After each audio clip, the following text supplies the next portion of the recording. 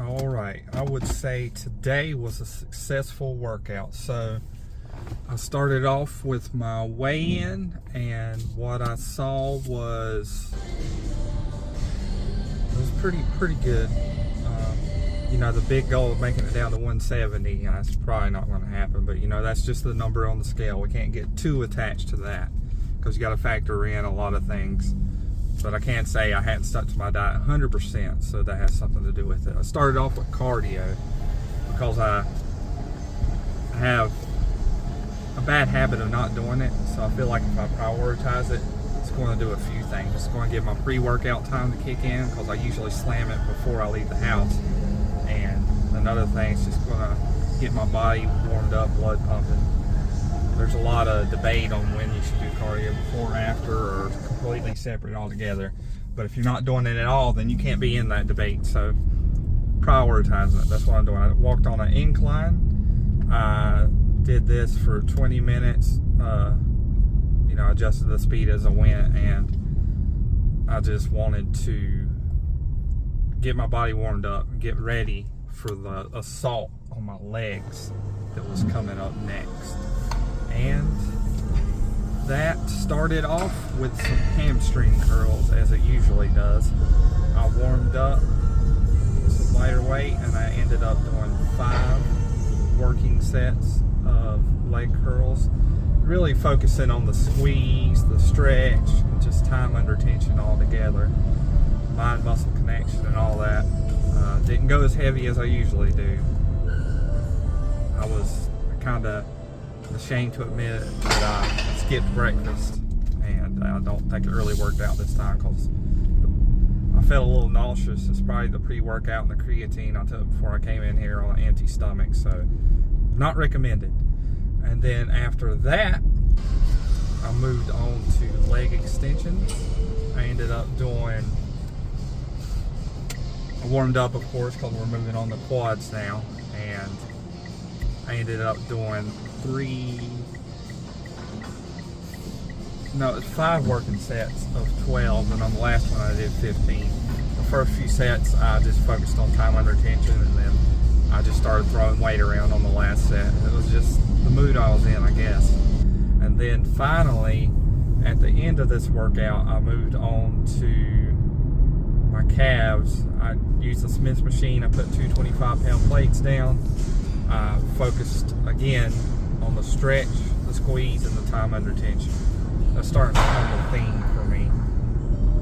So before I was just trying to move the weight up a lot, and you know, there's benefits of that, and I'll probably still have sets like that, but I'm really loving the time under tension right now, focusing on the stretch and the squeeze, the mind-muscle connection. I think that's pretty key, not particularly to building strength, but to bodybuilding.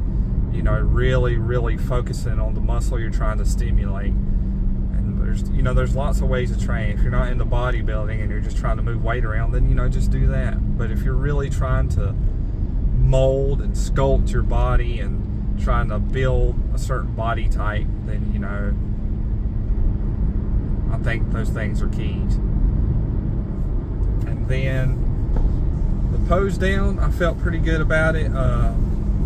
Did a little bit different, had the camera out a little farther, and even though it was leg day, I went ahead and took my shirt off and did some side chest and flexing my leg, my calves, and overall I'm pretty happy with where my physique is going. So this is a lot of days in a row. I'm starting to lose count, but I feel great.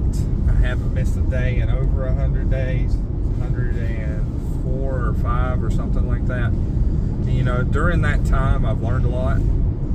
There's some days that you're not going to feel as good, and you can't sweat the bad days because they're going to come around. Just go in there, do the best you can with the energy levels you have, and be satisfied with the effort, not complete, you know, don't get too tied to how your workout went last time. Sometimes it'll be better, sometimes it'll be worse, sometimes it'll be about the same, but the important thing is you're showing up for yourself every time. You're going in there and you're putting in effort, and you're making the most of it, you know. So it's just so important just to be consistent Be consistent. Don't beat yourself up when things don't go according to plan. Don't beat yourself up when you have a bad day where there's a bad workout, or you eat about 3 extra slices of pizza and have a big bowl of ice cream. You know, don't beat yourself up. Say, okay, that happened, but we're moving on, and tomorrow's a new day. Reset, refocus. Reset, refocus. I've had to reset and refocus so many times over the last 100 days. It's been a bumpy ride, but I've gotten solid results. So I can't beat myself up for those days that I didn't exactly stick to the plan. You know, refocus, reset, just, I mean, really that's all there is to it, guys. So just keep on pushing. Try new things in the gym. Don't be afraid to try new things. Develop a lot of exercises for your arsenal. You know, you just have to have a wide array, because you're not going to be able to do the exact workout you want to every time. And if you have a plan going in there and you don't have a backup plan, it's just going to ruin your workout. So just some things I've learned going every day, you know. But that's pretty much all I got for you guys. Tomorrow is going to be back and biceps. I really got to get comfortable using the wrist straps, I think, so my forearms don't come into play and I can really focus on training my back. You see, that's something that I've never done, and you know, I might be a little uncomfortable doing it, but you got to try new things. And it's probably going to blow my mind how much more I can engage my back when I have the wrist straps.